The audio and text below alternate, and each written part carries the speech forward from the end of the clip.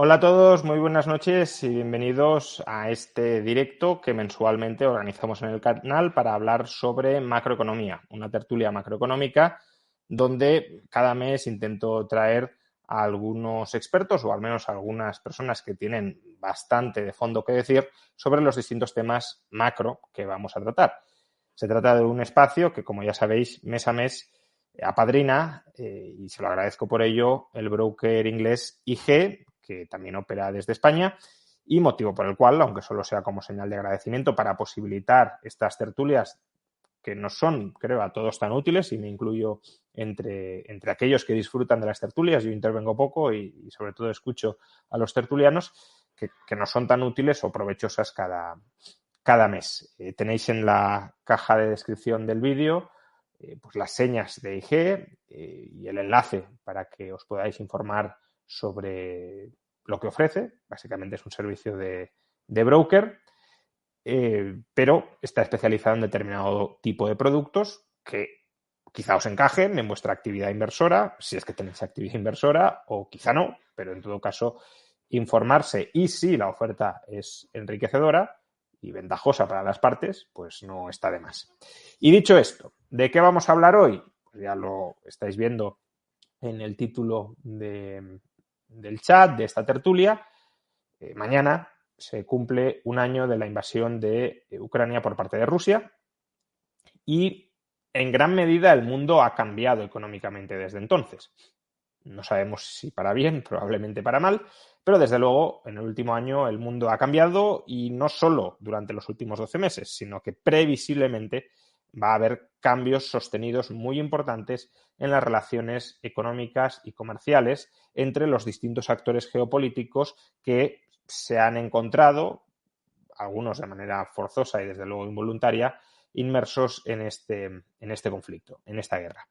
Y para hablar sobre este tema, pues bueno, todos los meses contamos con Dani Fernández, profesor de la Universidad Francisco Marroquín, que a su vez también tiene su propio canal en YouTube. Os recomiendo que, si os interesan los temas de macroeconomía, lo busquéis y lo sigáis y os suscribáis.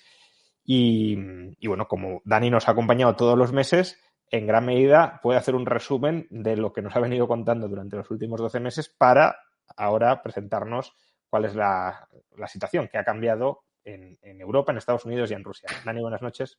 ¿Qué tal, Juan? Sí, ya me estoy acostumbrando a estar aquí en tu canal.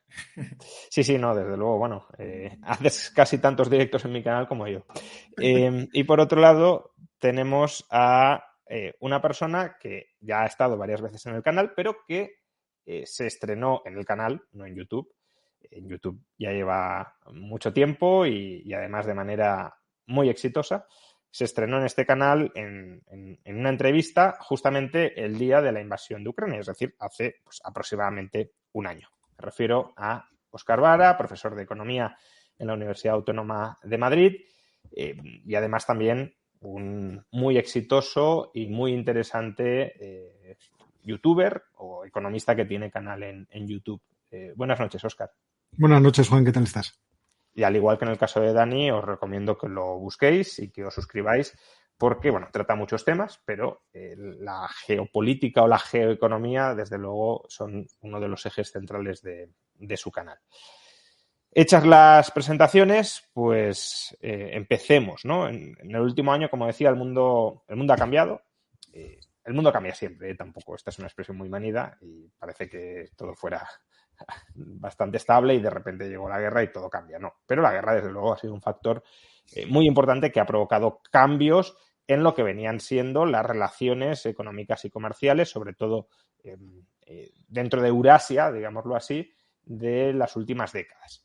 Y me refiero a ese desgarro, a ese divorcio comercial entre Europa y Rusia, que era una entente más o menos ventajosa para ambas partes, pero que al menos formalmente se ha roto. Y esto yo recuerdo que una de las cosas que dijo Óscar cuando le entrevisté el año pasado es: no puedo entender cómo Putin está haciendo lo que hace, porque Rusia salía muy beneficiada, también Europa, pero Rusia salía muy beneficiada de este entendimiento, de esta relación comercial a largo plazo, y lo acaba de echar todo a perder por Ucrania.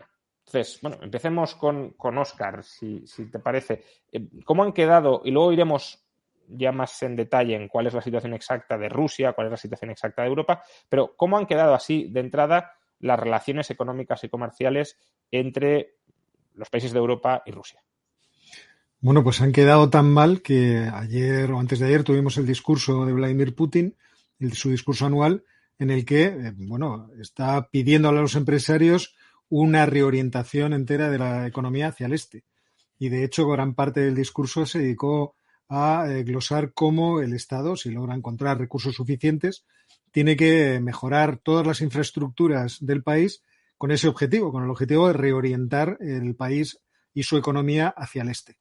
De hecho, en uno de los momentos habló de los países que no son fiables. Entiendo que los países que no son fiables son los países occidentales y que hay que buscar nuevos socios. Y bueno, la verdad es que todo el discurso tenía partes muy interesantes, yo creo que difíciles de conseguir, pero en las que lo que estaba poniendo sobre la mesa Putin es lo que ya veíamos desde el principio del conflicto.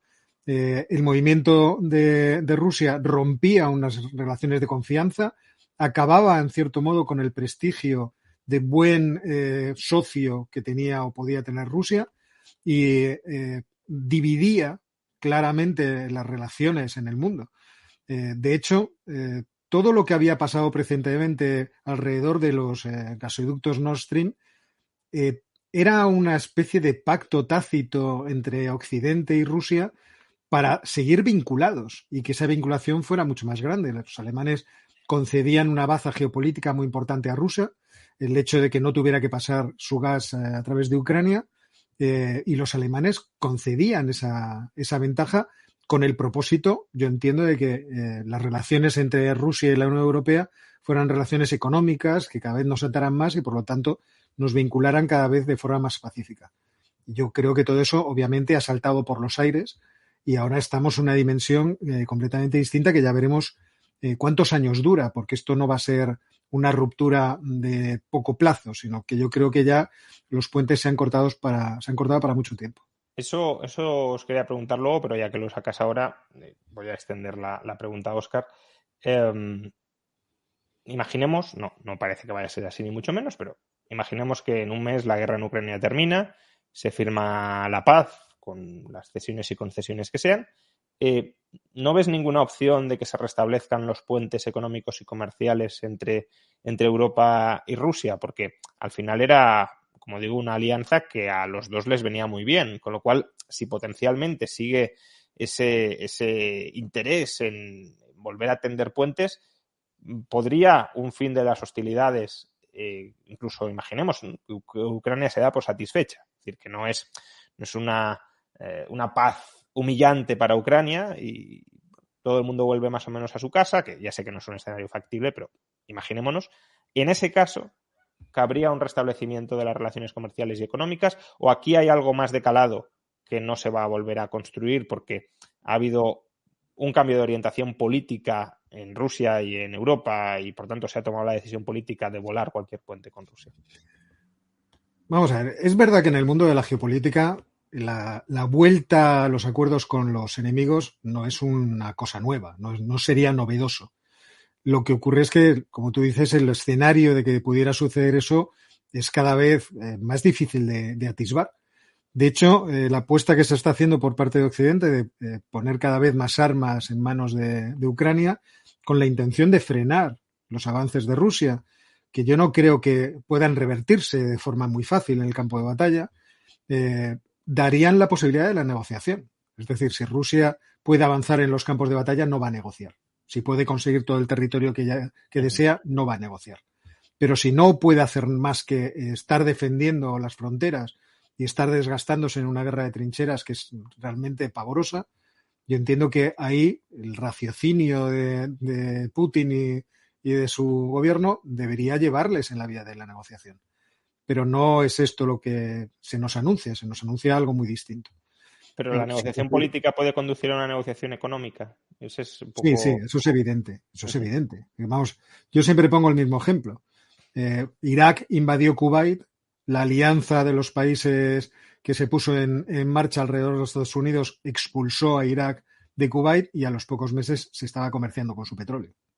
O sea, creo que es un ejemplo que puede venir al caso en esta oportunidad. Lo que pasa es que yo no veo a Putin muy empecinado en que todos los puentes se han roto. Veo incluso a Occidente dolido en el sentido de que el daño reputacional de Rusia es muy grande. Es difícil fiarse de alguien que has tenido sentado a una mesa de negociación y toma la decisión de atacar a otro país. Entonces, no creo que esos puentes sean fáciles de volver a arreglar. No creo que la negociación que a todos nos gustaría que se produjese esté a la vuelta de la esquina o sea posible. Y por eso soy realmente muy, muy pesimista con esa posibilidad. Han volado los puentes, pero digamos, no ha habido un cataclismo económico. Es decir, se anticipaba que Rusia iba a caer, se anticipaba que iba a haber un apagón en Europa y no lo ha habido. Más o menos la economía ha seguido funcionando. Dejando de lado que, como digo, más tarde analizaremos exactamente cuál es el estado en el que se encuentra la economía rusa y la economía europea.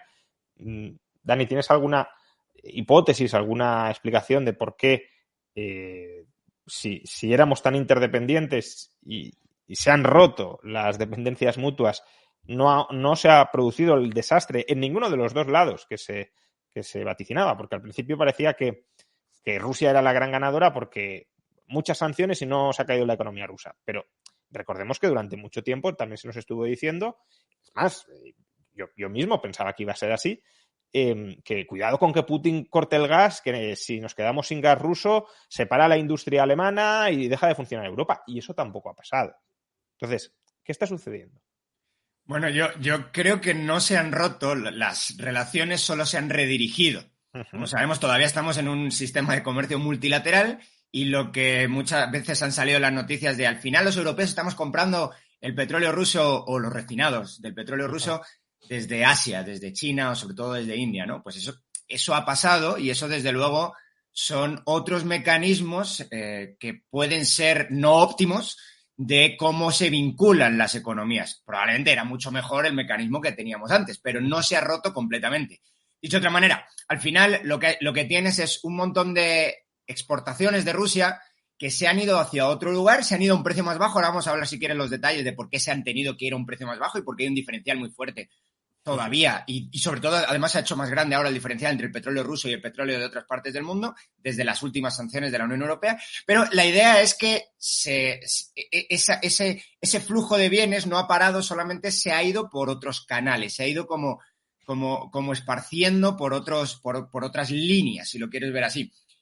Tanto por la exportación que hacía Rusia como por la importación que hacía Rusia. De hecho, lo que ha pasado es que lo que ha habido son shocks. Cada vez que se ha metido una de estas medidas, ha habido un shock y poco a poco se han ido encontrando estas nuevas vías. De forma que cada vez que metías un paquete de sanciones nuevo, había un shock y una especie de aprendizaje de por dónde podemos volver a comprar el petróleo ruso o los derivados del petróleo ruso, o al revés, Rusia también, por dónde podemos importar los bienes que antes importábamos directamente de la Unión Europea, de Estados Unidos. Entonces, se han ido, pues hay una cosa muy divertida de por dónde divertida, no sé si divertida es la palabra, pero bueno, hay una cosa muy entretenida que es cómo probablemente está utilizando Rusia sus exrepúblicas. A mí me gusta el caso de Armenia porque se ve muy claro los datos, cómo está utilizando sus exrepúblicas o a sus aliados políticos para, en vez de importar ella misma, entiendo Rusia, en vez de importar los bienes que necesita para mantener sus industrias a flote, Rusia, que no se puede, pues lo importa Armenia y de Armenia se importa a Rusia. Es bastante entretenido. Esto no ha pasado. Entretenido, quiero decir, como analista es desde luego fascinante verlo. Pero esto no ha pasado de la noche a la mañana, ha tardado muchos meses en pasar. Y mientras ha pasado y mientras se han buscado esas formas de burlar las sanciones, pues la economía rusa creo que sí ha estado sufriendo bastante. Y probablemente, bueno, ahora vamos a hablar exactamente del estado en el que está, porque se mezclan finanzas del Estado con un gasto, la inflación que está haciendo el Banco Central, con esto concreto que es el comercio internacional. Óscar, ¿puedes contarnos algo más sobre cómo están cambiando los flujos o incluso la División Internacional del Trabajo, ¿no? Podríamos decir, de pasar de una relación directa Europa-Rusia a relaciones indirectas, y también que se ha perdido, porque no todo se ha redirigido. Claro, ha habido pérdidas netas. Alemania, por ejemplo, ha tenido que pasar a utilizar mucho más carbón porque efectivamente el suministro de gas se ha visto resentido. Entonces, ¿cómo ha cambiado el tablero para que nos entendamos del comercio euroasiático? Bueno, la verdad es que Dani lo ha clavado y tiene obviamente mucha información sobre el tema. Lo hemos visto en diversos ámbitos económicos. En el caso, por ejemplo, de Europa, de Alemania, Alemania ha hecho un sobreesfuerzo tremendo para poder tener una parte de gas que ha perdido a través de gas natural licuado, las famosas regasificadoras flotantes, que en principio nadie sabía si podían llegar a tiempo. Bueno, pues han llegado a tiempo 3 y están otras 3 en cartera. No es una grandísima cantidad de gas respecto del gas que ha perdido, que recibía anteriormente, ya fuera a través del Nord Stream 1 o a través del gasoducto de Yamal. Y por otra parte, Alemania ha hecho un enorme esfuerzo de ahorro de consumo de gas, manteniendo en gran medida su capacidad productiva, que es una de las sorpresas que hemos tenido, porque los anuncios durante la primera parte, por así decirlo, del choque por la reducción progresiva en el suministro de gas por parte de Rusia, era que muchas empresas iban a volar, las empresas intensivas en el consumo de energía eléctrica iban a volar de Alemania. De hecho, yo no sé cuál es la situación de BASF, por ejemplo, que fue una de las más llamativas en ese sentido. Por parte de Rusia ha ocurrido algo que yo creo que todos los que conocemos cómo funciona una economía de mercado sospechábamos. Ante una restricción que se te ofrece por una parte de la realidad económica, tú buscas escapatorias por todas las vías que puedes. Y de hecho, Putin siempre, Elvira Nabiullina, por ejemplo, la gobernadora del Banco Central, en sus discursos siempre ha animado a los empresarios rusos a hacer esa transición hacia otros mercados lo más rápidamente posible. Y confiando precisamente pues, en la iniciativa que tienen los empresarios de tratar de sobrevivir incluso en las más pésimas circunstancias. Y hemos encontrado casos, el de Armenia es un caso muy divertido, yo sí creo que estas cosas son fascinantes y por eso son muy divertidas, o el caso de Kazajistán como intermediario financiero, tratar de colocar los ahorros de los rusos a través del mercado de Kazajistán. Ahí hemos visto cosas realmente muy llamativas que por otra parte creo que no nos deberían sorprender. Es decir, sorprende quizá a las personas que piensan que el mundo está completamente compartimentado y que por lo tanto se le pueden poner puertas al mar en cualquier parte, pero esto obviamente no es así. Es cierto que en ese ejercicio de redirección, la actividad económica que antes realizaban muchas de estas empresas se ha visto muy perjudicada. ¿En qué sentido? Lo que decía Dani, yo tengo que vender, pero tengo que vender con grandísimos descuentos, con muchas ofertas y eso al final tiene una repercusión, obviamente. La economía rusa se ha beneficiado mucho de los picos de los precios de las commodities, de los recursos naturales, durante un buen periodo de este conflicto, pero ya no puede hacer eso. Ahora casi todos esos precios se han reducido y muchos de los clientes nuevos que tiene, sabiendo que Rusia ha perdido una gran cantidad de mercado, pues aprovechan para comprar con grandes descuentos. Y eso está perjudicando, obviamente, a la economía rusa. Ya veremos de aquí a lo que queda de año, todo el año, por lo tanto, de 2023, de qué forma. Pero yo creo que es ahora donde se empieza a ver que ese darse la vuelta, ese romperse las relaciones entre Europa y Rusia, yo estimo que inicia un camino de decadencia de Rusia si es que estas relaciones no se recompusieran. Ahora le voy a preguntar a Dani sobre la situación de la economía rusa y ya empezamos a hablar sobre ello, pero ha sacado dos temas que bueno, uno por curiosidad y el otro porque además también la audiencia lo está pidiendo. Me gustaría saber tu opinión, Óscar.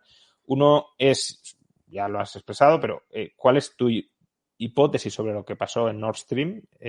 ¿Quién lo voló? Y si a raíz de las últimas informaciones le das veracidad a la idea de que lo voló Estados Unidos. Y la otra es más sobre el background de Elvira Nabiullina, que ha sido desde luego clave a la hora de mantener a flote la economía rusa. Entonces, ¿de dónde viene esta mujer y dónde ha aprendido lo que ha aprendido para gestionar así el Banco Central y la economía rusa? No tengo, pues ahí me pillas absolutamente, no tengo la biografía de Elvira Nabiulina en la cabeza, pero desde luego todas las decisiones que tomó fueron las decisiones adecuadas para parar una situación que potencialmente era muy peligrosa. Uh-huh. Yo estaba en un plato de televisión cuando Ursula von der Leyen salió a dar la noticia de que se habían congelado los activos del Banco Central de Rusia. Y el presentador no cayó, porque como lo estaba explicando en francés, pues no cayó y se iba para otro lado y hubo que pararle y decirle, vamos a ver, o sea, es que esta noticia es muy importante, porque si esto era un sábado por la noche, el lunes, cuando se abre el mercado de valores en Moscú, el rublo se va a desplomar con toda seguridad. Reaccionó con mucha presteza, con mucha inteligencia, la subida de tipos, los controles de cambios. Incluso yo estimo que este mecanismo de comprar hidrocarburos con rublos y hacerlo solo en el mercado de Moscú, con 2 cuentas metidas dentro del banco de Gazprom Bank, seguramente fue algo pergeñado dentro del Banco Central de Rusia. Sí, seguro. Porque obviamente no es solamente ella. Algo que desde el principio yo creo que todos dijimos es que Rusia tiene un capital humano muy bueno. Entonces, y esa es una cuestión con la que siempre hay que contar. Por otra parte, el Nord Stream, vamos a ver. O sea, esta es una cuestión que yo creo que es especulativa y tiene importancia en relación con quién tiene razón en esta guerra. Y cuando se hace la pregunta sobre quién voló el Nord Stream, lo que muchas personas que hacen esta pregunta lo que quieren oír es: deme usted razón en que yo creo que los buenos son o los Estados Unidos o los rusos. Porque aquí en esta guerra hay un malo. Y hay un malo, para mucha gente, el malo no es el que ha atacado a Ucrania. O sea, el malo no es el que está tirando bombas y el que está provocando muertes directamente, sino el malvado imperio de los Estados Unidos que está detrás, que ha ido empujando a que esta situación se produjera. Y por otra parte, están los que del otro lado dicen, no, son los rusos los malos, evidentemente, y los Estados Unidos una fuerza benéfica que viene a salvar a los países de Europa del Este principalmente. Entonces, desde ese punto de vista, la pregunta me parece que es un tanto inane. Pero, si hay que responder, uno lo que tiene que decir es, como decían Lelutier, yo qué sé. O sea, realmente analicemos la frase. ¿Puede haber sido los Estados Unidos? Perfectamente. Existen razones que pueden llevar a pensar que efectivamente los Estados Unidos se beneficiaban de cortar ese posible nudo, ese cable, ese cordón umbilical entre Rusia y Alemania. Bueno, tú lo decías, ¿no? Era como una inversión en relaciones a largo plazo. Por tanto, si te lo cargas, ya no hay relaciones de largo plazo. Pero vamos a ver, pero esto no es del todo cierto. Esto es... Los alemanes dejaban fuera de juego, tiraban a la basura a los ucranianos con esa decisión. Y esta decisión fue muy criticada cuando se anunció la construcción de los Nord Stream. O sea, ustedes están vendiendo a Ucrania. Esto es algo que se comentó mucho en el momento. Entonces, el que no esté en los Nord Stream no quiere decir que el gas ruso no pudiera llegar a Alemania, porque ahí está el gasoducto Yamal que atraviesa Polonia y los gasoductos que atraviesan Ucrania, que conectan con los gasoductos de la Hermandad, de la Hermandad, y que atraviesan luego, me parece que es Hungría, y entran también en Alemania. Con lo cual, Alemania podría seguir manteniendo la misma provisión de gas. Lo que pasa es que Rusia dependería. Esto ya ocurrió, no me acuerdo si fue en 2012, cuando Ucrania decidió cortar el tránsito de gas ruso hacia Europa. Y los rusos obviamente dijeron, esto es un chantaje. Hay que revisar por dónde iban esos gasoductos y cómo Rusia intentó sacar los gasoductos posteriormente por países que no fueran exsoviéticos, precisamente para tratar de sortear los problemas que podía tener con esos antiguos socios. Entonces, ¿pueden haber sido los Estados Unidos? Pueden. ¿Pueden haber sido los polacos? Pueden. ¿Pueden haber sido los ucranianos? Pueden. Quiero decir, todos estos países podrían tener interés en volar el gasoducto. Pero en las circunstancias en las que se produjo, a mí me pareció que si hubieran sido los rusos, hubiera sido una medida muy inteligente. ¿Por qué? Porque se hizo justo después de la anexión de la Zaporilla y de Jersón, y con la advertencia en el discurso de anexión de Rusia de que si alguien atacaba esos territorios, ellos podían responder con cualquier tipo de medida. Lo que venía a decir era, en mi comprensión de lo que ocurrió en ese momento, yo me he hecho con estos territorios, si os atrevéis a tocarlos, vamos a tener problemas, porque yo acabo de cambiar en términos políticos el conflicto. aunque aquí hay una guerra, os estoy diciendo que esto ya es mío, esto ya es mi tierra, y puedo utilizar lo que quiera. Y puedo haceros daños de muchas formas, no tengo que tener una bomba atómica. Por ejemplo, podría volar el gasoducto submarino que viene de Noruega. Y en vez de hacer eso, de repente explota el Nord Stream 1 y el 2, las dos líneas del 1 y una línea del 2, queda otra línea libre, en aguas internacionales, en un lugar que nadie puede decir, y además es una infraestructura de propiedad rusa. Pues yo entiendo que eso no comprometía de forma muy importante a Rusia en ese momento. Puedo seguir vendiendo gas por otro lado.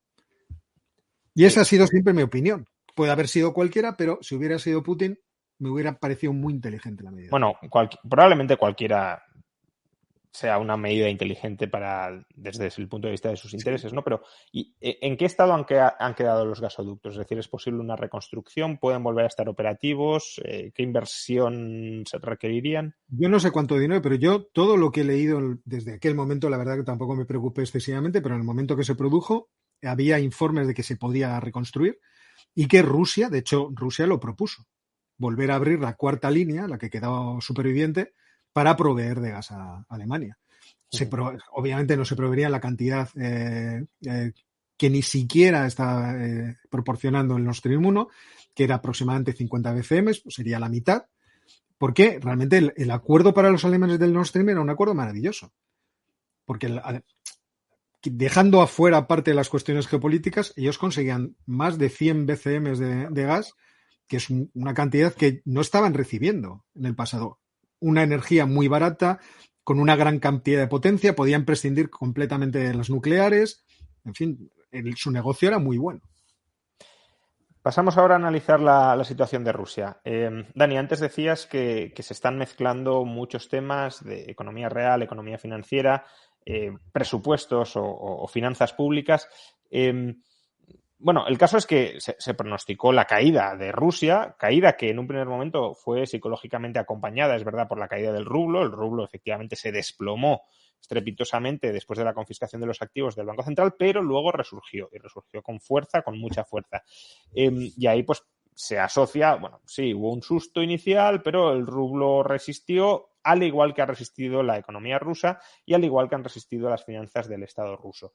¿En qué sentido dices que se mezcla todo y qué matices deberíamos incorporar aquí? Bueno, pues no sé por dónde quieres empezar, pero porque hay como mil posibilidades. Pero bueno, yo te voy a contar varias de los puntos fuertes que he visto que están pasando en la economía rusa. El primero es, y el más clave, que es el que estás tocando tú ahora, es el del tipo de cambio. Probablemente estamos comparando una situación con el tipo de cambio pre y post que no es comparable. ¿Por qué no es comparable? Porque antes de la guerra, antes de marzo, el rublo era completamente convertible y ahora no es completamente convertible. Eso no es el mismo régimen de precios, si lo quieres ver así.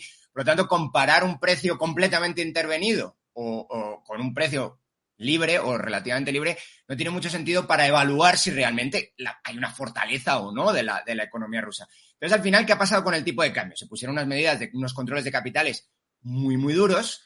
Y aparte también unas medidas de política monetaria tradicional, si se quiere ver así, con una subida del tipo de interés muy, muy fuerte, que ya está más bajo que antes de la invasión ahora. ¿Pero por qué? Porque las medidas tradicionales se hicieron a la vez rápido, sin mucha idea de simplemente tenemos que parar esta depreciación brutal del tipo de cambio. Y cuando intervinieron el mercado cambiario, el mercado de divisas, básicamente, pues lo que hicieron fue decir, bueno, ya no hace falta. Es que ya no hay una posible salida de capitales, que es lo que estaba provocando esto, una venta masiva del rublo. Y entonces eso ya no existe, pero no existe porque no puede existir, o si existe, tiene que ver un poco también con lo que hemos comentado antes, tiene que ser por alguna medida de mercado negro. No puede ser en un mercado formal, explícitamente formal, ¿no? En un mercado en el que tú tienes tu dinero en el banco, lo conviertes a dólares y lo sacas del país. Eso no se puede hacer.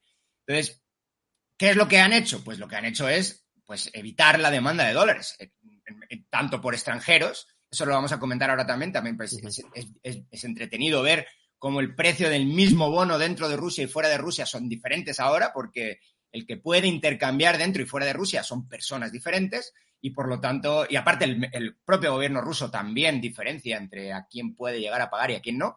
y quién puede intercambiar dentro de su mercado.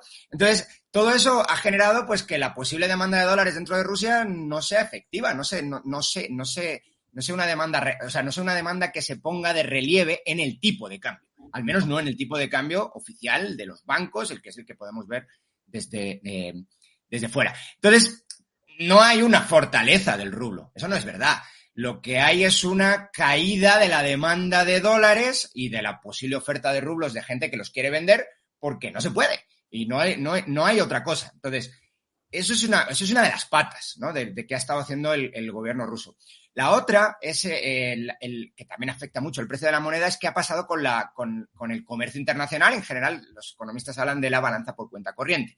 Es decir, que ha pasado con el superávit o déficit, que ya te cuento que es un superávit muy fuerte, de la balanza comercial. Balanza comercial, de la balanza por cuenta corriente, en concreto de la balanza comercial, que sobre todo por hidrocarburos. Entonces, ¿qué es lo que ha pasado? Pues las exportaciones no necesariamente han subido con respecto a los últimos datos de 2021. Si uno mira todo 2021 y todo 2022, sí han subido las exportaciones, eso no hay ninguna duda. Pero si uno mira trimestre con trimestre, no es verdad. Vienen cayendo en valor, y también en volumen, pero ahora hablamos de eso. Pero en valor que es al final lo que importa para el tipo de cambio, en valor vienen cayendo y sí es verdad que no tanto como a lo mejor podríamos haber esperado, pero sí vienen cayendo en valor. Pero la parte importante de donde ha generado una cantidad brutal de dólares la economía rusa es de la restricción de importaciones. Una restricción muy, muy fuerte de importaciones que viene por dos lados. Primero, por las sanciones, el shock inicial del que yo hablaba antes. Ahora ya están probablemente las importaciones, si no al mismo nivel, prácticamente al mismo nivel que antes de la guerra, pero no era el caso. No ha sido el caso durante la práctica totalidad de 2022 o hasta ya los últimos meses. Entonces, esa restricción fuerte de importaciones debida a las sanciones ha hecho, pues que entraran dólares y que no salieran dólares. Entonces, eso tiende a tener una apreciación del tipo de cambio, una abundancia o sobreabundancia de dólares en la economía. Y luego tienes la otra pata, que es la de cuando tú evitas una caída del tipo de cambio interviniéndolo, es decir, evitando que las personas compren dólares. Una de las cosas para la que las personas compran dólares es para importar mercancías. No es la única, evidentemente, te puedes llevar los dólares fuera.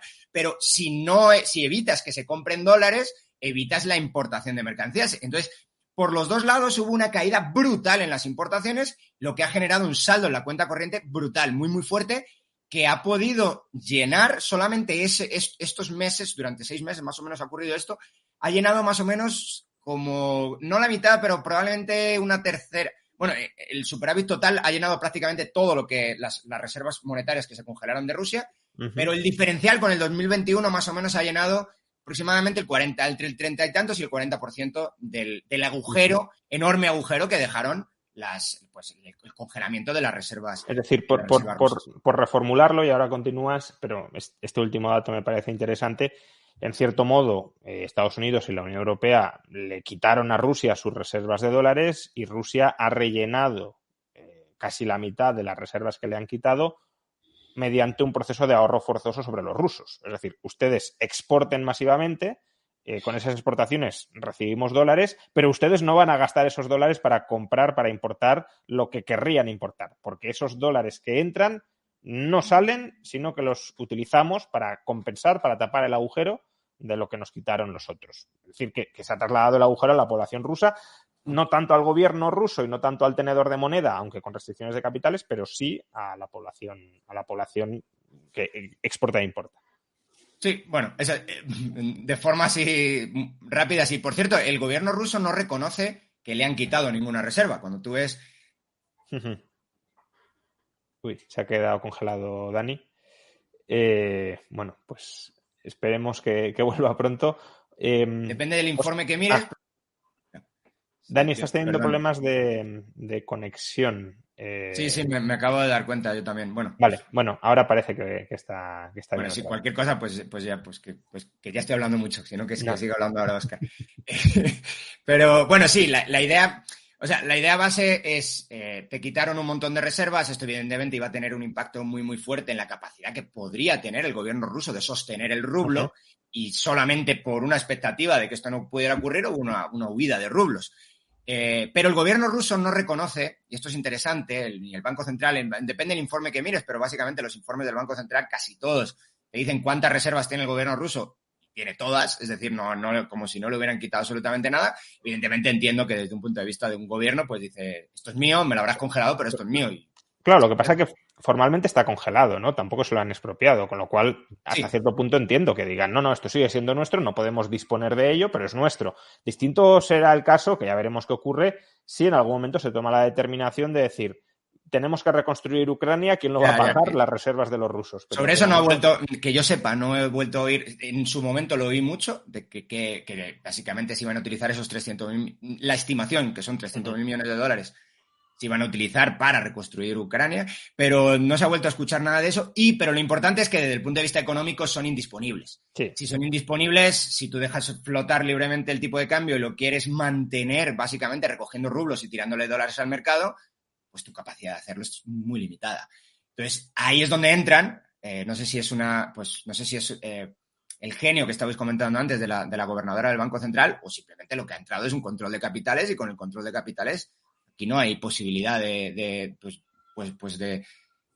salirte de esto. Hay también algunas cifras, por ejemplo, Vladimir Milov dice que esto ha impactado muchísimo yo no sé y no tengo las cifras, pero que ha impactado muchísimo en la industria de hidrocarburos dentro de Rusia. Es decir, no al gobierno ruso, el gobierno ruso ha conseguido sobrevivir, pero con un ahorro forzoso. Básicamente ahora están obligados, si no estoy mal o no han cambiado en el último mes, están obligados a entregar la mitad de reservas, la mitad de dólares de las exportaciones. De remesas, sí.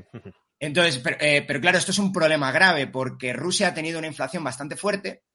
Entonces, esa inflación es una inflación, si lo quieres ver también, que se ve en los costos de las empresas, pero el tipo de cambio ha estado reevaluado durante mucho tiempo. Ahora está más o menos igual que antes de la guerra, pero durante mucho tiempo ha estado, pues antes estaba en 75, pues ha estado en 55, 60. Entonces, te han obligado a entregar tus dólares y te han pagado una cantidad de rublos, pues mucho menor por las exportaciones que has hecho de hidrocarburos. Por lo tanto, las empresas, sean empresas públicas o privadas, las empresas que han estado exportando han estado pasando probablemente bastante mal, con unos costes muy altos y con una entrada en rublos nominales muy, muy baja. De eso los amigos argentinos y venezolanos saben bastante, ¿no? Óscar, ¿quieres complementar algo de lo que ha dicho Dani sobre divisas? O si no, también... Solo un par de cuestiones que a mí me llamaron mucho la atención cuando se pone en marcha el mecanismo de comprar los hidrocarburos con rublos. Te ibas a ver cuáles eran los volúmenes de transacción de dólares por rublos y de euros por rublos, y el dólar prácticamente desapareció del tráfico de moneda internacional con el rublo. Casi no se intercambiaba. Lo que se intercambiaban eran principalmente euros. Claro, eso también ayudaba a ese fortalecimiento del rublo, porque realmente se producía una demanda, vamos a decir, en cierto modo artificial, debido a, como ha explicado muy bien Dani, a que ya el rublo no lo quería nadie tocar ni con un palo, pero seguía existiendo una demanda, por así decirlo, creada de forma artificial para que, entiendo yo, se produjera esa revaluación del rublo. A mí eso es una cuestión que me llamó bastante la atención. Por otra parte, hubo un momento, que me corrija Dani si me estoy equivocando, en que la absorción de esas remesas era del 80%. O sea, hubo un momento que el gobierno dijo, bueno, ya ramblo con todo lo que entre. Creo que era ahora, 70, pero lo estoy diciendo un poco yo también de memoria. Yo es que tenía palabra. Es verdad que son cosas que, como tienes ha sido un año realmente muy ocupado, tienes una especie de solapamiento de la información en algunas ocasiones. Y muy recientemente, en diciembre, le volvieron a poner un impuesto especial a Gazprom, que han dejado sus beneficios a cero. O sea, Gazprom está ahora mismo tiritando y como no tiene, entiendo, una entrada suficiente de ingresos porque ya no vende gas, pues quiero decir, vende gas vende gas natural licuado, pero el gas natural licuado que vende es, supongo, toda la capacidad que tenía ya instalada, con lo cual ahí debe estar sufriendo también. Y sí, dejando de lado... Perdón, me estaba yo confundido. Es 80 y al principio de la introducción de las medidas tenían que entregarlo en 2 días. Y luego lo extendieron el plazo a 2 meses. Dejando de lado el mercado cambiario, ¿cómo está la economía real? Porque aquí también ha habido revisiones continuas, ¿no? El FMI inicialmente estimaba un hundimiento, no recuerdo si llegó a ser incluso del 10% o cifras similares, y poco a poco ha ido ajustando la caída a la baja. y ahora ya no se habla tanto de cuánto ha perdido Rusia en el sentido de cuánto ha caído, sino de cuánto ha dejado de ganar, de cuánto habría crecido sin la guerra y de, por tanto, cómo la guerra le ha impactado negativamente, pero ya no por hundimiento del PIB, sino por no subida del PIB. Entonces, está también, se ha comportado la economía rusa mucho mejor de lo que se esperaba. ¿Por qué ha sido? ¿O hay algo que no estamos teniendo en cuenta en estos análisis? Óscar. Vamos a ver, la economía rusa todo el mundo preveía que se iba a hundir, no solamente los organismos internacionales, sino también el Ministerio de Economía ruso. O sea, en abril, a finales de abril, el Ministerio de Economía ruso preveía una caída del 12,4% del Producto Interior Bruto. Y luego es verdad que salieron las previsiones de Banco Mundial, Fondo Monetario Internacional, la Unión Europea, todas ellas entre el 11 y el 12% de caída. Desde entonces hasta ahora, la verdad es que han sucedido muchas cosas. Hemos visto, en el primer arranque, por así decirlo, de las sanciones, una gran incertidumbre tanto entre inversores como consumidores y una reducción enorme del consumo minorista. Lo que eran los ingresos, la facturación de los sectores minoristas se desplomó de forma atroz. Y también la inversión, la formación bruta de capital fijo también se hundió de forma muy, muy importante. Es verdad que a medida que el proceso, la guerra ha ido avanzando y las sanciones que no estaban dirigidas a donde más podían hacer daño a la economía rusa, que era principalmente, quiero decir a corto plazo, que eran principalmente el sector de hidrocarburos, pues la economía volvió otra vez a arrancar, también yo creo que muy ayudada por el gasto público. Y eso ha producido el que el desplome pues no haya sido tal desplome y que estemos hablando de una contracción del 2,1% según el Ministerio de Finanzas y del 2,5% en el último informe, en el informe de ayer del Banco Central de Rusia. Eso no quiere decir que el proceso de envejecimiento, por así decirlo, que yo creo que ha iniciado el sistema productivo ruso, no vaya a irse profundizando. Cambiar y transformar en un año todo el sistema productivo, todos los bienes de capital que estaban utilizando las empresas rusas, que principalmente eran proporcionados por Occidente, principalmente por la Unión Europea, que sí te diría principalmente por Alemania, no me parece que es un proceso que se pueda hacer tan rápidamente como les gustaría. Y eso va a durar. De hecho, China es verdad que ha recuperado los niveles de exportación que había antes de la guerra. Hubo un momento de contracción de esas exportaciones. Yo creo que también por prudencia. China no sabía que se podía arriesgar en las exportaciones y podía incurrir en sanciones. Y China tiene en esto siempre un comportamiento bastante conservador. Y sin embargo se ha recuperado, pero yo por lo que veo... es verdad que está exportando muchos automóviles, porque el mercado del automóvil en Rusia se desplomó de forma...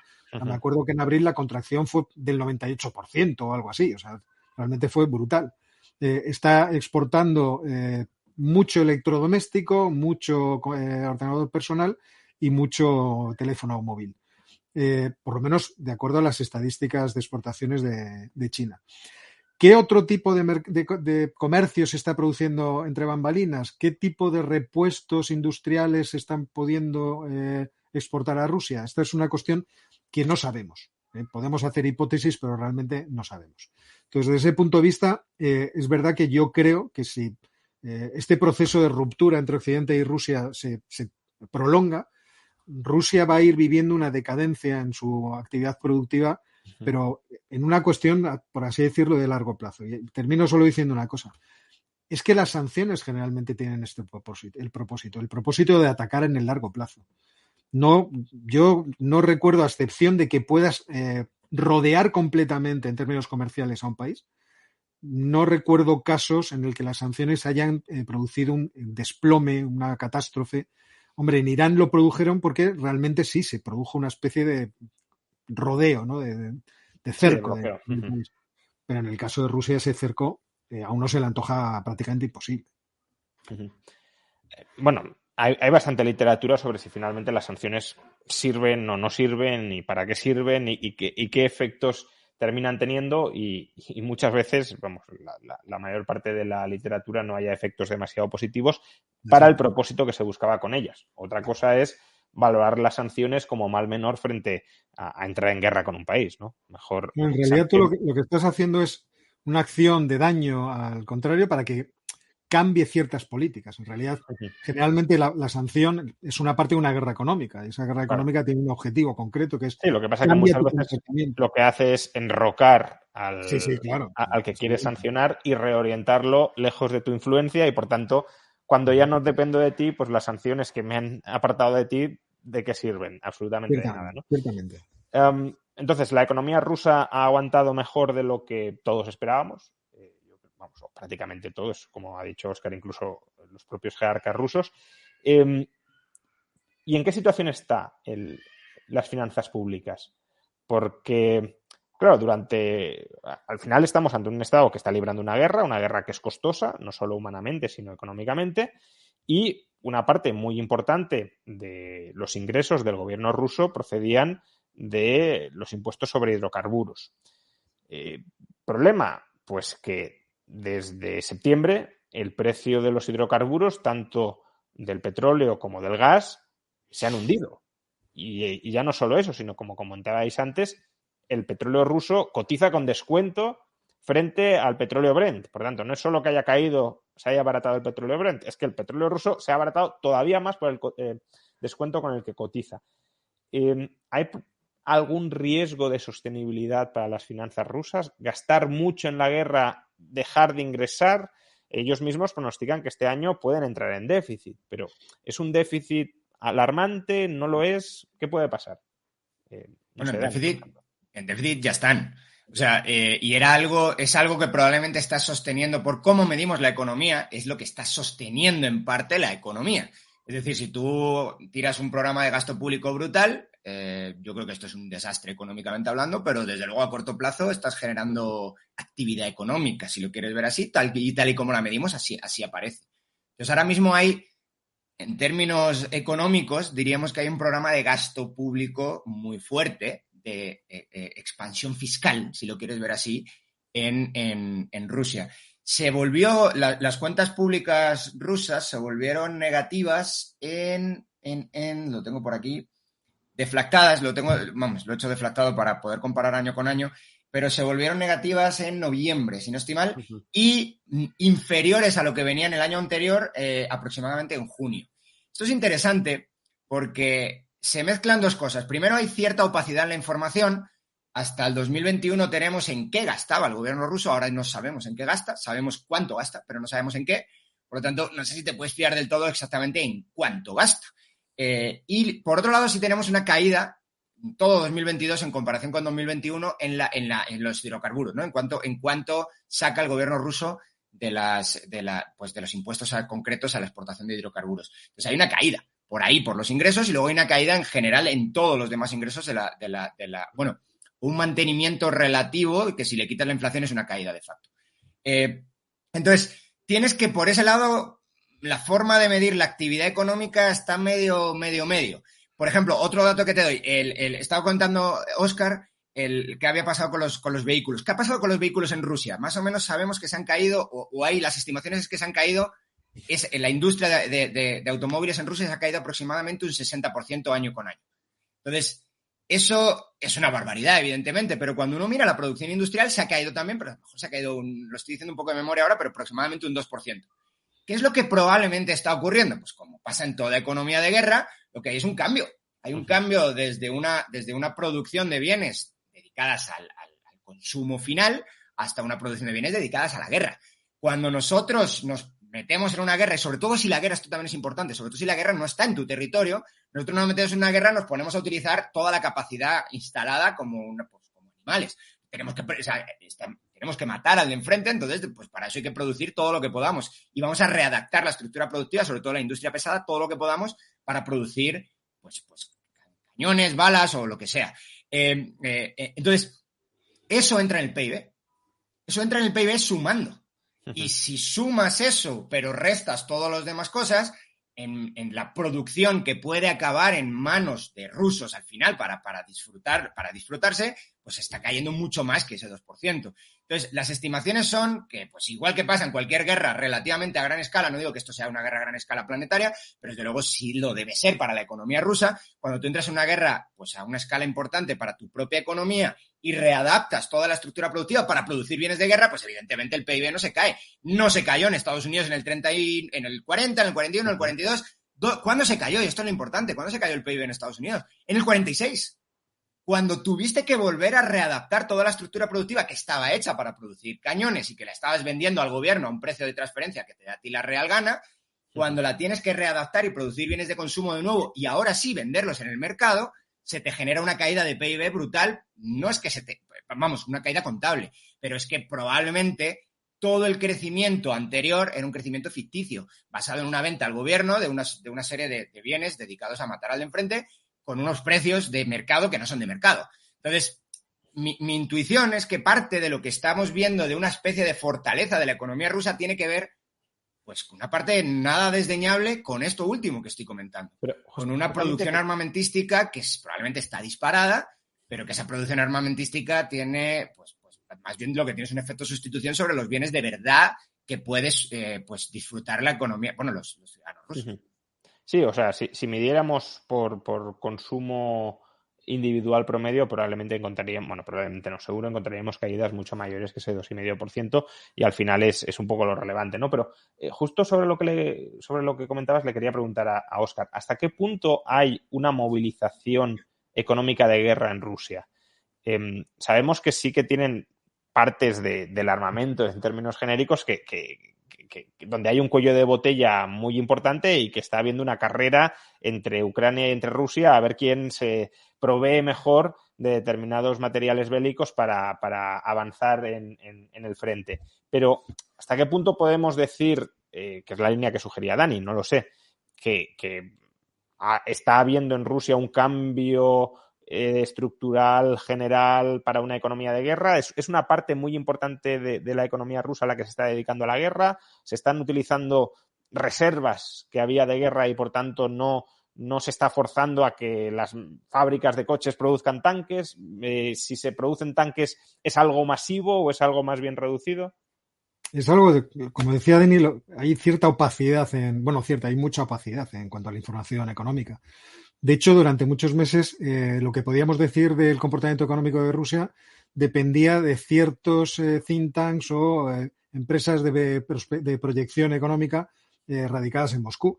Y entonces, que podían tener algún tipo de acceso a información, hacían sus informes y a partir de ahí los demás podíamos intuir cómo más o menos iban las cosas. Por ejemplo, Forecast.ru era una de las páginas que yo más visitaba porque de vez en cuando te levantaban un poco la persiana. Y lo mismo se puede decir de los datos que ha ido sacando, ¿no?, el Ministerio de Finanzas.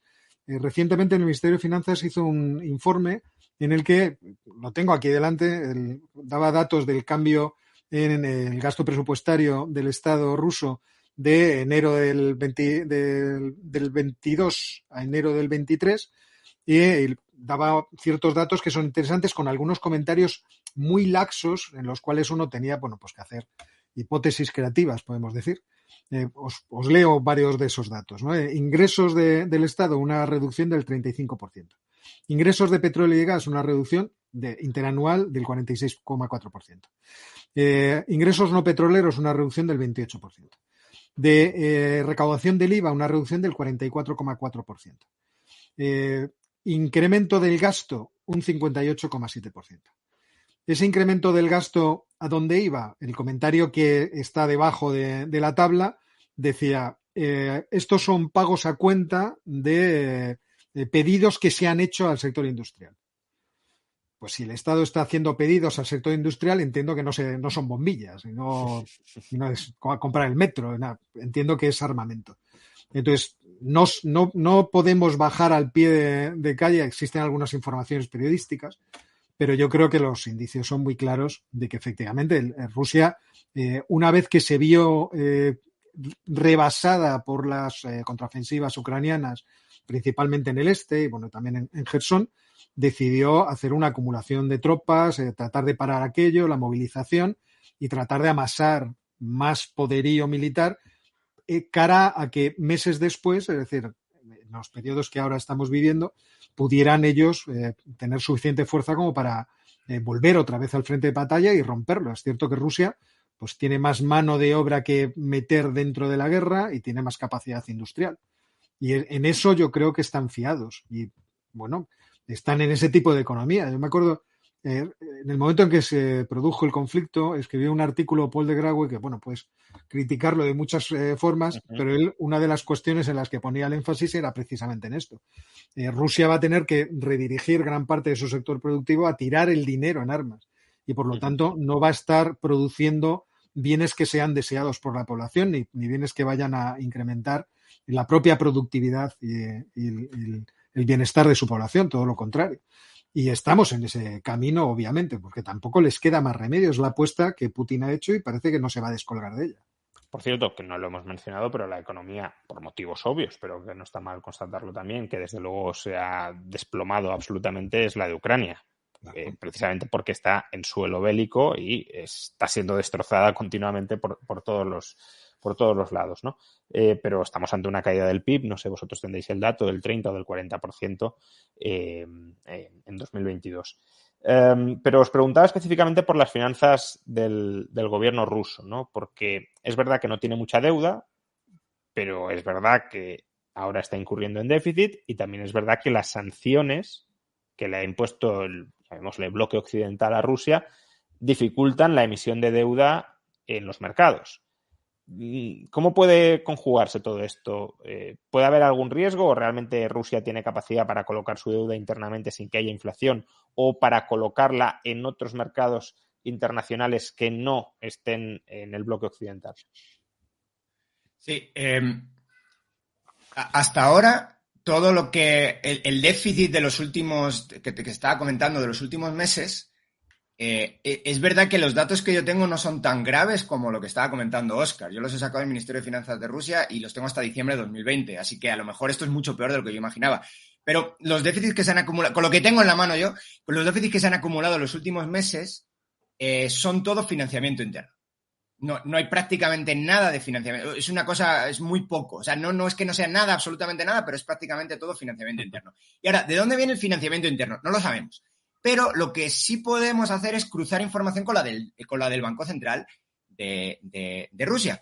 Y lo que he podido ver es que el Banco Central de Rusia genera un montón de liquidez en el momento del inicio de la guerra. Básicamente hay una eso probablemente lo hizo bien. Hubo un montón de gente que quiso sacar los rublos, no me dejaban los dólares, pero al menos los rublos los sacaba.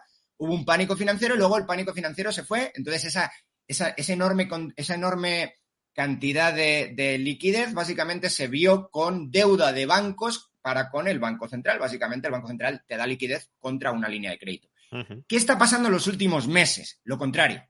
Es decir, lo que está pasando es que el sistema financiero está dejando aparcando un montón de nueva liquidez, es decir, teniendo un montón de activos contra el Banco Central. Esto además se conjuga con un incremento bastante fuerte en los últimos meses, solo en los últimos meses, de cantidad de dinero en rublos, de cantidad de dinero emitida por el propio, bueno, en general de cantidad de dinero, pero sobre todo cantidad de dinero emitida por el Banco Central. Es decir, el balance del Banco Central está creciendo. Entonces, no sé si esto último hasta ahora estoy seguro de todo lo que he dicho. No sé si esto último que voy a decir, porque no he conseguido la información, si esto último va a ser cierto o no. Es que básicamente el Ministerio de Finanzas ruso, básicamente el gobierno ruso, le esté pidiendo a su Banco Central comprar esa deuda pública y monetizarla. Esta última es la parte donde yo pues tiro un poco el disparo al aire. Se ha vuelto a congelar, pero bueno, Óscar, puedes seguir tú mismo. Sí, la verdad es que yo estoy en la misma tesitura de Dani. O sea, sospecho que efectivamente se está monetizando deuda. Porque es un... Perdona, Dani, que te estaba pisando. Hola de nuevo, que se te había vuelto a ir. Corta de vez en cuando. Me va a oír bastante mal el internet, perdón. Pues bueno, no sé dónde me había quedado, la verdad, pero creo que lo que estaba diciendo es que mi hipótesis creo que me he quedado más o menos por ahí, mi hipótesis es que están monetizando deuda pública en los últimos meses, no lo han hecho desde antes. Y creo que no lo han hecho desde antes también porque probablemente el gobierno ruso había estado acumulando durante años superávits fiscales. Y eso lo tenían en cuenta. Y básicamente, probablemente lo que han hecho es, ya se han acabado, otra vez, es una pura hipótesis, se han acabado ese dinero, y una vez que se han acabado ese dinero, están monetizando deuda pública. Pero hipótesis, pura y dura, ¿eh? Yo la verdad es que estoy de acuerdo con esa hipótesis porque yo lo he pensado también, no puedo proporcionar datos. Ayer encontré de pasada a alguien que comentaba lo mismo, lo que pasa es que he perdido la referencia, la he estado buscando esta tarde y no la he encontrado, que comentaba lo mismo, la hipótesis de que podían estar monetizando deuda. A mí se me sugirió esto y no lo voy a encontrar, no vengo tan bien preparado como Dani con los datos puestos en el ordenador, pero es cierto que encontré un informe de un chiringuito kazajo en el que se daba la información de las emisiones de deuda rusa que se habían puesto a la venta en el mercado de valores de Kazajistán y cuánto se había colocado. Y entonces ahí lo que veías era que no se lograba colocar ni el 30% de las emisiones que habían caído en el mercado. Entonces, si no logran colocar la deuda, la forma más eficiente y rápida de resolver el problema es que te lo resuelva el Banco Central. Y sobre todo en una tesitura así de crisis, de emergencia como la que están viviendo. Entonces yo estoy en la hipótesis también, pero efectivamente es hipótesis. Bueno, es lo que se suele hacer en las guerras, ¿no? Monetizar la deuda en el Banco Central y trasladar la inflación a los ciudadanos para que a través de ahorro forzoso financien el gasto militar. Y además con una actividad económica tan deprimida, tampoco es que vaya a ser un gravísimo problema de inflación. O sea. Claro. No olvidemos que la FED se crea en 1913, pero justamente se adapta a la FED moderna precisamente en la Primera Guerra Mundial como proveedor de financiación al Tesoro estadounidense. Bueno, ya hemos hablado de Rusia. Vamos a hablar ahora, si lo queréis, del bloque occidental, es decir, de Europa y Estados Unidos. Y voy a introducir este tema con una pregunta que ha llegado, un superchat, de Miguel García, que dice: las guerras siempre son fastidiadas, el problema de esta guerra es que Estados Unidos está ganando toneladas de pasta porque le interesa. La geopolítica muere cuando hay pasta de por medio. ¿Qué opináis sobre esta tesis que básicamente liga las hostilidades con los intereses, ¿no? Es decir, esto lo han provocado aquellos que salen ganando de la guerra. Lo digo porque este es un argumento que puede tener su lógica, no digo que no, pero que en cambio no utilizamos con la India o con China. También podríamos decir que este conflicto lo ha presionado o lo ha empujado China o la India porque ahora están ganando mucho gracias a esta guerra. No sé si, Óscar, tú mismo ves una mano negra de Estados Unidos para orquestar todo esto y de rebote salir ganando. ¿De verdad han salido ganando tanto? Porque esto también habría que mirar aquí el saldo neto. Es decir, las industrias de gas licuado de Estados Unidos seguro que están ganando mucho, pero Estados Unidos también está enviando una cantidad ingente de material, es decir, la industria militar estadounidense también está saliendo ganando, o también sale ganando, pero claro, esto es más deuda pública y son más impuestos futuros, son tipos de interés más altos en este momento de inflación. Si tú te pasas emitiendo deuda, has de subir más los tipos de interés. La economía, hombre, de momento parece que no se ha resentido excesivamente por las subidas de tipos, pero el mercado inmobiliario sí. Entonces, no sé, coméntanos un poco toda esta cuestión. Bueno, empezando por lo primero, me sorprende que la gente piense que Vladimir Putin es tan imbécil. O sea, es lo primero que me sorprende. O sea, este hombre cayó en la trampa de los Estados Unidos, una trampa que además todo el mundo podía ver desde muy lejos. Te están empujando al conflicto. Y él se metió de hocicoz y feliz en algo que le iba a perjudicar de forma enorme. A mí el argumento, esta parte es la que quizá me sorprende más. Que los Estados Unidos están saliendo beneficiosos de esto, es evidente, pero también es evidente que durante mucho tiempo protestaron a las autoridades europeas porque los europeos se ataran de pies y manos energéticamente a Rusia, diciendo: tengan ustedes en cuenta que en algún momento esto se puede utilizar como una herramienta contra ustedes. Entonces, bueno, pues ahí se pueden hacer hipótesis de todo tipo. Es evidente que en el comercio de hidrocarburos los Estados Unidos han recibido pingües ganancias. La última vez que lo vi me parece que iban por 180.000 millones de dólares o algo por el estilo. Lo estoy diciendo de memoria, seguro que no acierto, pero sí, me acuerdo que hice un vídeo específicamente sobre eso y efectivamente estaban ganando muchísimo dinero gracias a la venta principalmente del diésel y del gas natural licuado, porque no olvidemos que el diésel se ha convertido también en un enorme problema. O sea, el crack spread del diésel se ha ido a... Bueno, hubo momentos que estaba por encima de los $55. O sea, era realmente espectacular. Sí, no, incluso analistas energéticos muy reputados como Javier Blas auguraban un desabastecimiento y racionamiento de diésel porque estaba los meses de mayo aproximadamente, estaba muy delicado el suministro global de diésel. Perdona, Óscar. Sí. Además, tenemos un problema con el refino y, bueno, hasta que estén todas las refinerías que ahora mismo se están construyendo o en África o en Oriente Medio, pues hay un cuello de botella muy evidente y bueno, las refinerías de los Estados Unidos se han hinchado a vender diésel. E incluso mucho diésel que se refinaba en Sicilia venía del crudo ruso y también iba a los Estados Unidos. O sea, esto ha sido una feria por todas partes. Yo no creo que los Estados Unidos hayan hecho un negocio. Si esta hipótesis fuera verdad, no me parece que hayan hecho un negocio redondo. Si han gastado ya cerca de $100.000 millones entre ayuda militar y ayuda humanitaria y tienen partidas ya concedidas para seguir ayudando al ejército y a Ucrania, a la economía ucraniana, me parece que no es que exactamente esto en términos económicos les haya salido como un pingüe, vamos, un negocio absolutamente redondo. Es cierto que una vez que Rusia se metió sola en invadir Ucrania, desgastar a Rusia ha sido algo ventajoso geopolíticamente para los Estados Unidos. O sea, ahora tienen, ¿cómo decirlo?, un enemigo debilitado, que es un enemigo muy problemático, muy activo, que tiene una gran capacidad de extender influencia muy lejos de sus fronteras, pues le tienen debilitado.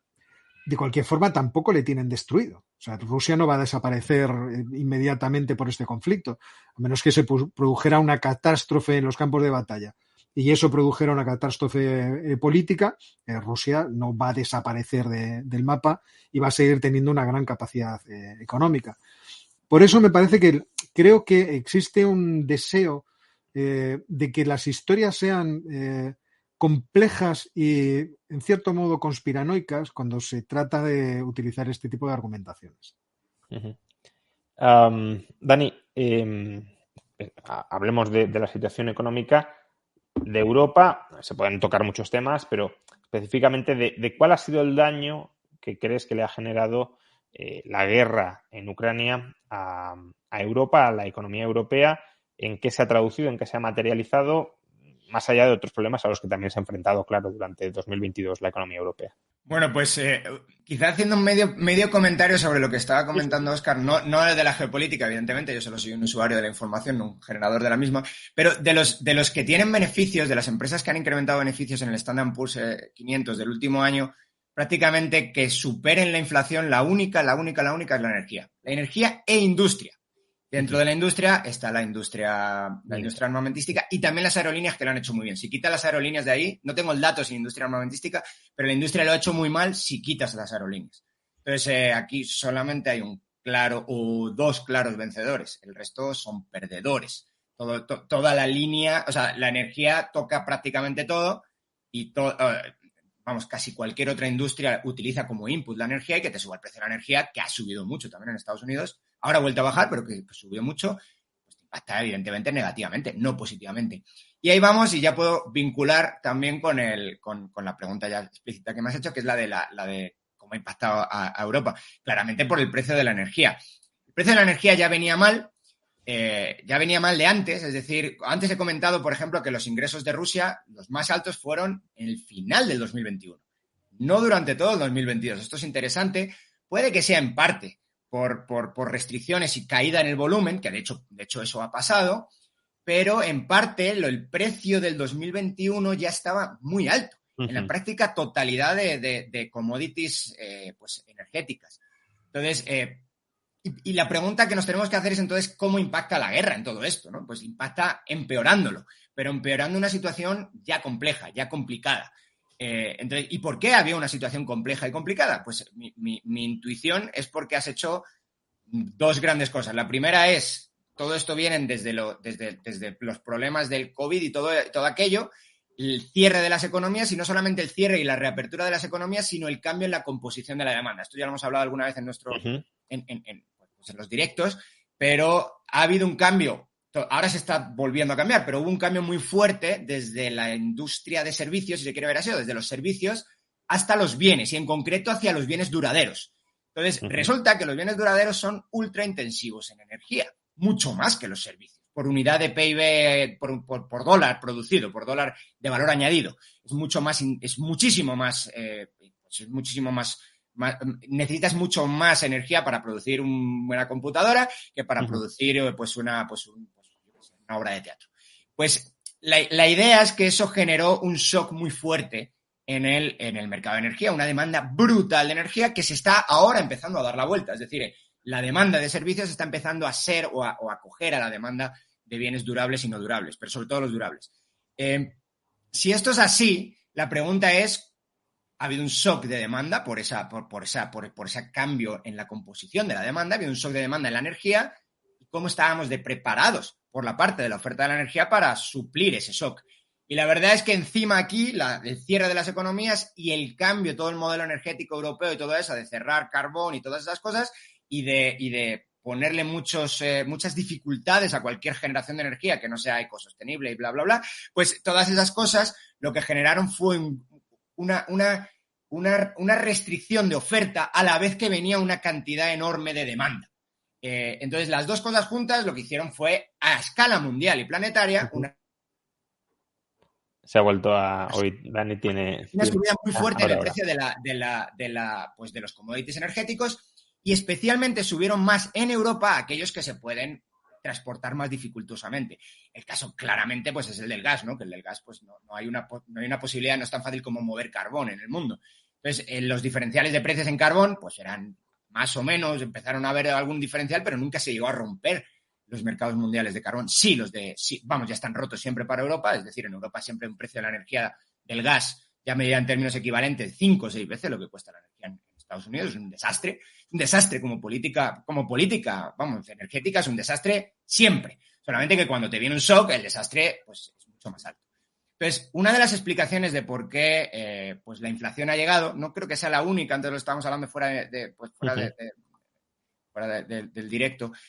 Una de las explicaciones que están encima de la mesa es evidentemente que es la energía la que está impulsando la inflación pues en la práctica totalidad del mundo, y en los sitios donde han sufrido un shock de energía menos fuerte, la inflación pues habrá subido, pero ha subido también de manera menos fuerte.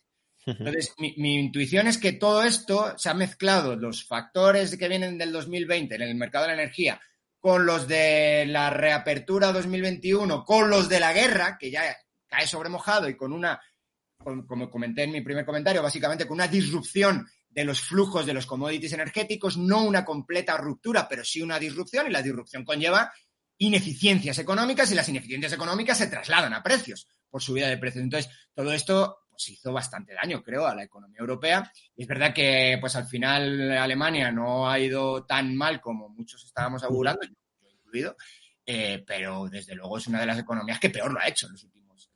El shock energético, como bien dice Dani, lo sufrió Europa, sobre todo, esperábamos que fuera en invierno, pero no fue en invierno, fue, en todo caso, invierno de 2021-2022 y en el primer semestre de 2022. Sin embargo, el segundo semestre de 2022 energéticamente ha sido relativamente bueno, sobre todo a partir de septiembre, cuando se empiezan a desmoronar respecto a los máximos de agosto los precios del gas.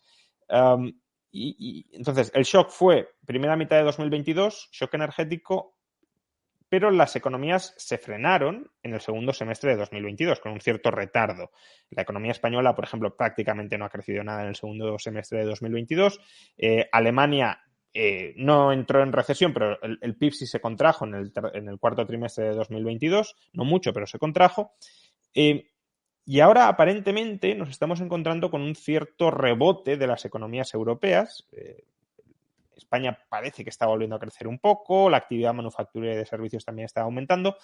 Y podría ser, quizá, no sé, querría saber vuestra opinión, Óscar, por ejemplo, podría ser precisamente porque se ha abaratado la energía en el segundo semestre de 2022 y ahora experimentamos pues ese efecto rebote por abaratamiento energético.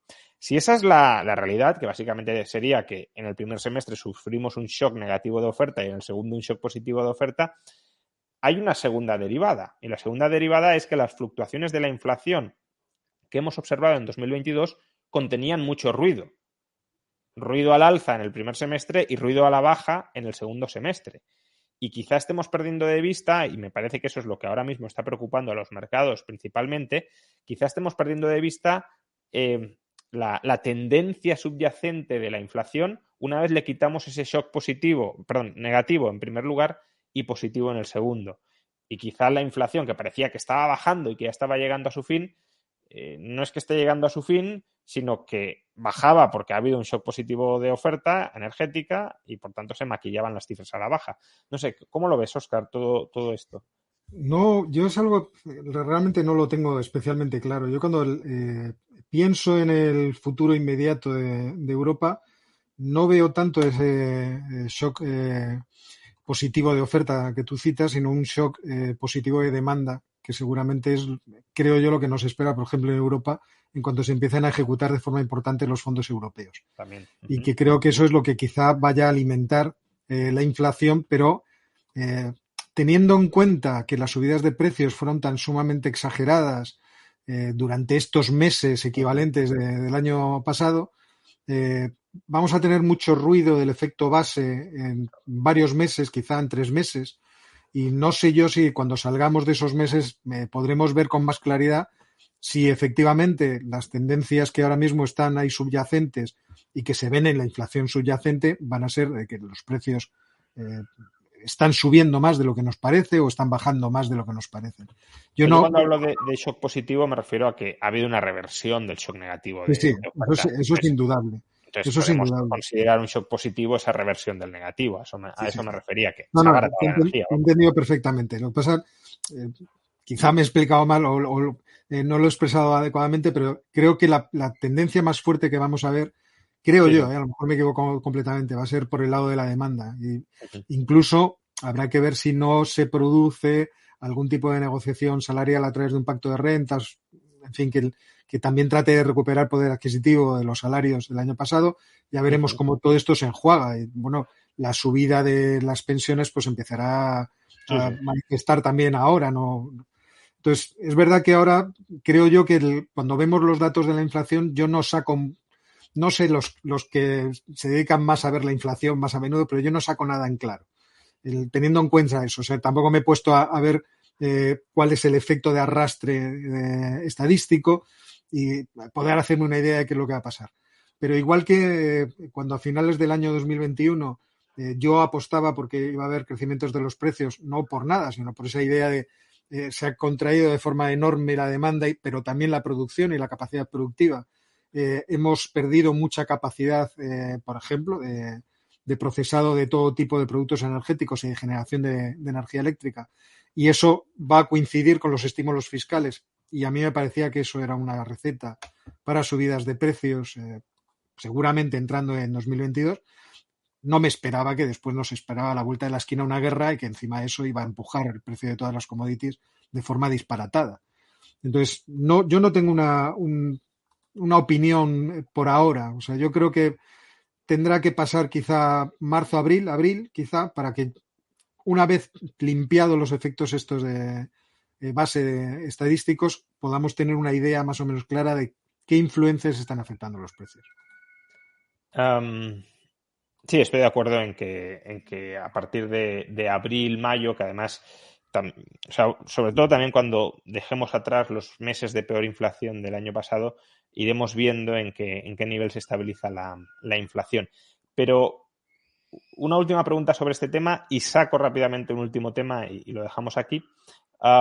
Está para Dani, hay un superchat y pregunta: ¿la guerra afectó al debate sobre las causas de la inflación y si era transitoria o no? Es decir, ¿hasta qué punto la guerra ha truncado un experimento económico que era, oye, pues aquí os habéis pasado 4 pueblos con los estímulos, ha disparado la inflación, pero claro, ya hay una excusa de no se ha disparado la inflación por los estímulos de 2020 y 2021, sino por la guerra de Ucrania a partir de febrero de 2022. Si no hubiese sido por la guerra, la inflación ya hubiese terminado a principios de 2022, pero ha sido la guerra. Bueno, ¿qué nos puedes decir de esto? Bueno, las narrativas son muy poderosas y al final incluso cuando utilizamos datos los utilizamos para apoyar narrativas. Entonces, me da a mí que esta narrativa es una narrativa que suena a pues barrer hacia afuera, ¿no? El Banco Central no tiene culpa de nada. Tú estabas comentando antes que hay ruido, evidentemente siempre hay ruido y hay que intentar limpiar esas fuentes del ruido. Y desde luego todo esto que está ocurriendo con la energía y los shocks son ruidos, si lo quieres ver así en la inflación, pero tampoco es un ruido aleatorio. Es decir, cuando nosotros, sobre todo esto se ve en econometría, ¿no? Cuando hablamos de ruido, el ruido tiene que ser aleatorio, no es ruido, es otra cosa, tiene señal. Si nosotros hacemos una política energética que es un desastre y viene un shock negativo y nos arrastra, no podemos hablar de ruido. Podremos hablar que la política es algo externo a la política monetaria, si bien no externo a la política. Entonces, ahora, ¿hasta qué punto la política... Sí, pero puede ser ruido para el análisis o para el entendimiento de la señal que queremos del efecto de la política fiscal y monetaria. En ese sentido sí puede ser ruido, no en el sentido de que sea algo aleatorio y que los precios no sigan ningún rumbo predeterminado. Lo siguen en función de la política que se ha seguido antes, pero respecto a la política fiscal y monetaria, pues bueno, no nos informa de demasiado. Sí, bueno, pues no si consideras que no es importante para la generación, o sea, pero bueno, sí, vale, entiendo lo que quieres decir, sí. Es justo a donde iba, o sea, ¿cuál es el efecto, quitando el efecto de la política energética, que es un desastre, cuál es el efecto de la política que ha tenido la política monetaria y fiscal? Entonces, aunque haya ruido, si quieres limpiar el ruido, lo que probablemente ha habido es una tendencia que se ha manifestado mucho más fuerte en el 2022 por el efecto de la energía y que también impacta a la subyacente, porque es verdad que la subyacente no incluye energía, pero da igual porque todo lo demás se ve impactado por la energía. Entonces, pues bueno, encontrarás 1000 trabajos académicos que te dirán, intentarán separar de alguna manera las causas de la inflación.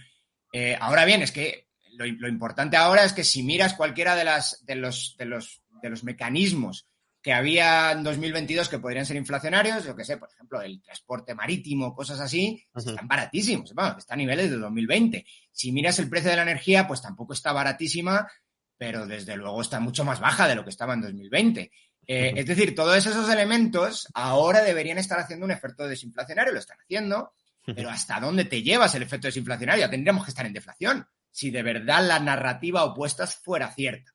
Entonces, yo sí creo que toda esa enorme política monetaria, toda esa enorme política fiscal apoyada por la monetaria, pues ha tenido un efecto muy negativo en los precios y de transitorio, pues absolutamente nada. Bueno, todo es transitorio en la vida, dentro de 10 años a lo mejor se pasará, pero transitorio después de que hayamos perdido un poder adquisitivo de un 10 o un 15% en un año. Sí, el equipo transitorio, yo creo que básicamente la tesis de 2021 era esto sin hacer nada va a revertir solo, y ha habido que disparar los tipos de interés y ni siquiera así está muy claro que se haya derrotado ya definitivamente la inflación. Bueno, como ya estamos cerca de las 11:30, quiero sacar un último tema y dejarlo aquí.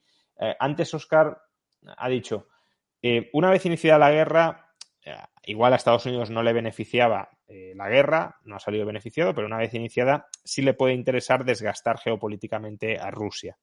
Te quiero preguntar justamente por esto, ¿no? ¿Hasta qué punto a Estados Unidos le interesa convertir a Rusia en una potencia regional débil, aislada de Occidente y, por tanto, que se tenga que echar en manos de China como único aliado regional? Porque entiendo que a Estados Unidos a largo plazo le preocupa infinitamente más China que Rusia para su hegemonía geopolítica.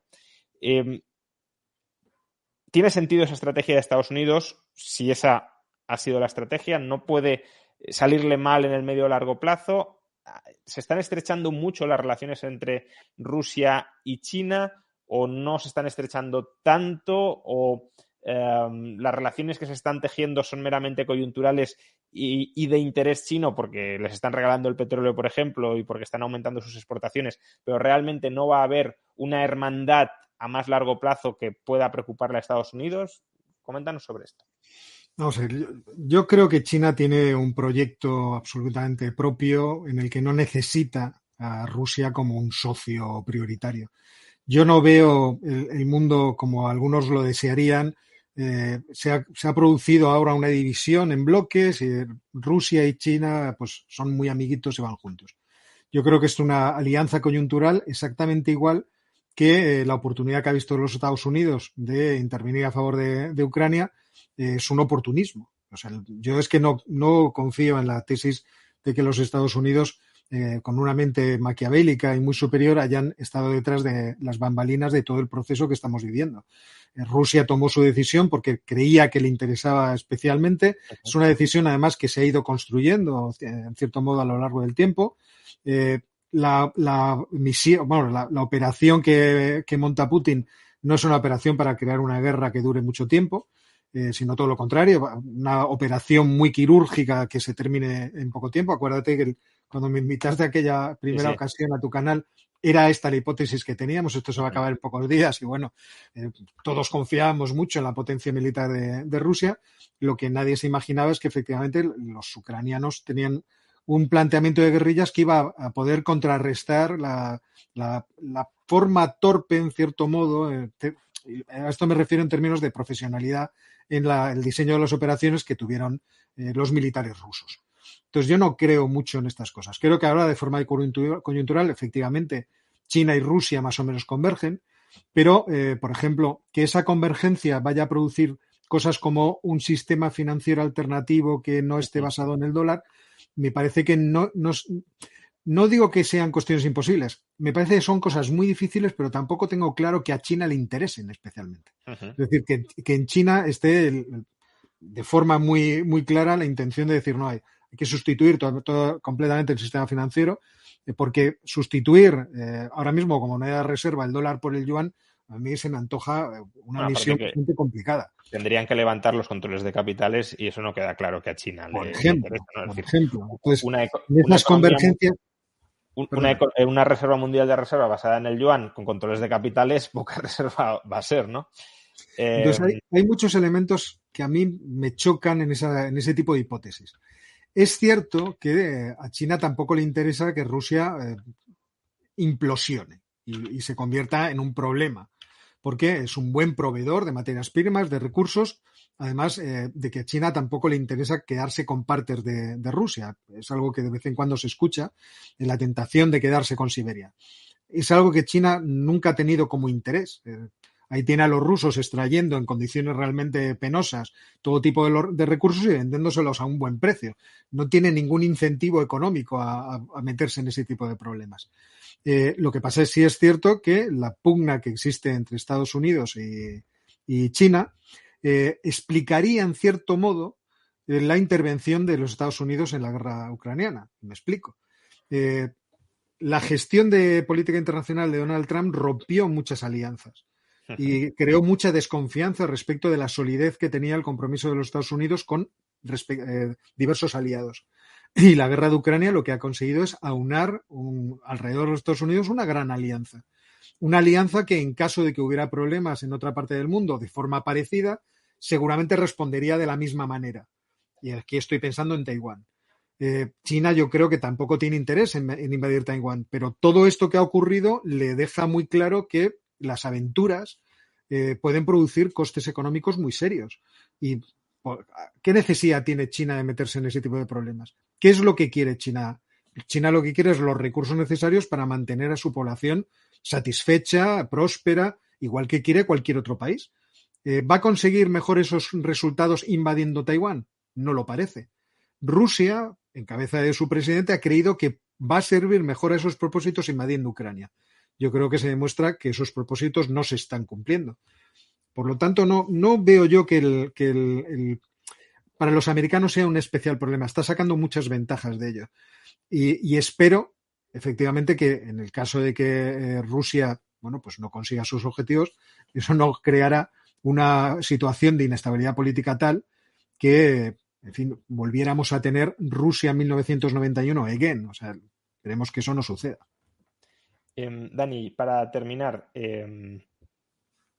¿cuál es la situación económica de China, ¿no? Esto se sale un poco del debate, pero también es pertinente precisamente porque si estamos pensando en estrechar las relaciones entre Rusia y China, en que China preste un apoyo muy importante a Rusia, tanto económico como militar, se ha estado hablando durante los últimos días, o incluso el debate que sacaba Óscar ahora de la posibilidad de que China esté planteándose, él cree que no y probablemente sea que no, pero esté planteándose reproducir en Taiwán algo similar a Ucrania, muchas de estas cuestiones, más allá de de la propia política dependerán también del estado de la economía. Si la economía está hecha una ruina, no parece que tengas muchos incentivos a, además, meterte en una guerra con sanciones, etcétera, etcétera. Entonces, ¿qué pasa en China, ¿no? Porque, bueno, ya hemos abandonado la política de COVID-0, pero la economía china está reflotando como se esperaba que reflotara, no hay otros problemas que ya venían de antes y que ahora están permaneciendo ahí y se están viendo con más claridad. Bueno, en esta ahora me pillas un poco fuera de juego porque me estuve preparando todos estos días la de Rusia y no he hecho la actualización de la de China, entonces pues tengo con los datos de hace un mes, así que puede que ser que esté metiendo un poco la pata.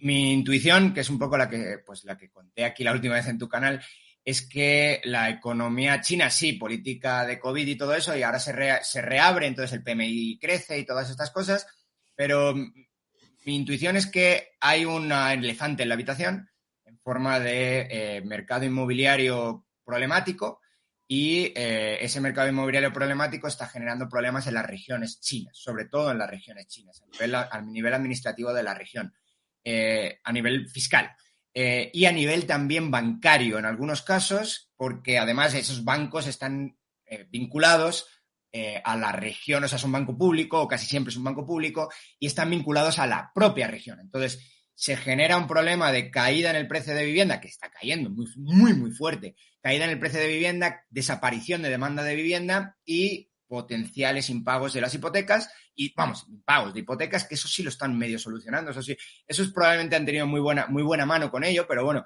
esos impagos de hipotecas podrían generar algún tipo, y empezaron a generar algún tipo de pánico bancario en bancos pequeños y todas esas cosas, nunca en uno muy grande, pero la posibilidad de rescatar a esos bancos es muy limitada porque precisamente los ingresos de las regiones chinas vienen derivados de la venta de tierra que se arrienda, ¿no? Se alquila durante mucho tiempo para el desarrollo inmobiliario.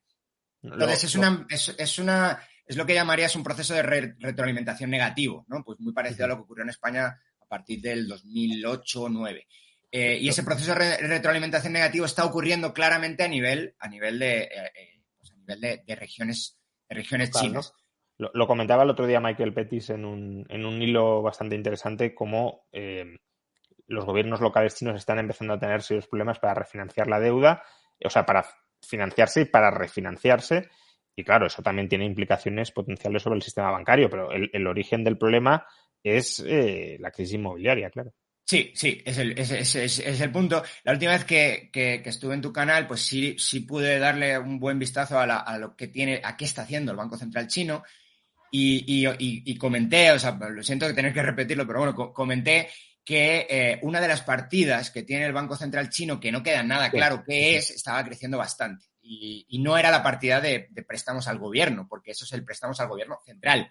Estaba incrementando otra que mi intuición, otra vez, ahora lo lanzo como hipótesis y no he podido comprobar que esto sea cierto o no, es que son financiación a gobiernos regionales, porque pues no están encontrando financiación fuera del mercado, o sea, en el mercado, básicamente. Es que justamente desde el momento en que lanzaste esa hipótesis, lo recuerdo perfectamente, yo creo que los datos que hemos ido conociendo como que refuerzan, ¿no? la validez, el acierto de esa hipótesis. Claro, pero lo que necesitamos es saber exactamente qué hay metido en esos otros activos del Banco Central y pues eso no sé yo si lo voy a conseguir. Muy bien, pues bueno, tras un año de guerra militar propiamente y de guerra económica entre Rusia y Ucrania y como aliados de Ucrania el bloque occidental y como aliados de Rusia de aquella manera muy tímida, más bien neutralidad con cierta simpatía, China a su lado, pues creo que hemos establecido una buena panorámica, un buen resumen de lo que ha sido económicamente este último año de guerra. Solo os pediría, conforme os despidáis, aunque supongo que esto lo querrá contestar, bueno, no lo querrá contestar ninguno, pero quien pueda contestarlo más será Óscar. Dani, imagino que como consumidor de información geopolítica no querrá hacer ningún pronóstico, pero hemos hablado del último año. ¿Qué esperas que pase, Óscar, geopolítica y económicamente vinculado con la guerra durante el próximo año? Yo creo que vamos a asistir a una cronificación del conflicto, a una paralización, por así decirlo, de los frentes y una prolongación de la guerra.